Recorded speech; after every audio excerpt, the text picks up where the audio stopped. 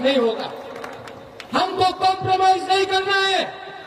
6 तारीख को आपका वोट होगा, 10 तारीख को यहां से विजय मिছিল निकलेगा और 11 तारीख को सुनो, 11 तारीख को ग्रेटर पीपलैंड का मूवमेंट।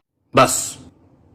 और जो लोग कंफ्यूज्ड हैं, जो लोग को लगता है कि लास्ट मोमेंट में हम लोग ग्रेटर पीपलैंड का आइडियोलॉजी को डाइल्यूट करके अलायंस कर देंगे, मैं आपको यहां से क्लियरली बोलना चाहता हूं, there will be no dilution and there will be no alliance.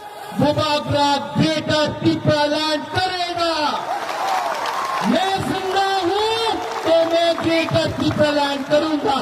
No compromise on greater पीपलैंड, नो कॉम्प्रोमाइज ऑन पीपलैंड। और कॉम्प्रोमाइज नहीं होगा। हमको कॉम्प्रोमाइज नहीं करना है। ये प्रत्युत विक्रम मानिक्या, ये प्रत्युत विक्रम मानिक्या, आप लोग सब सुन लो, ये पब्लिक प्रत्युत विक्रम मानिक्या को कोई खरीद नहीं सकता है।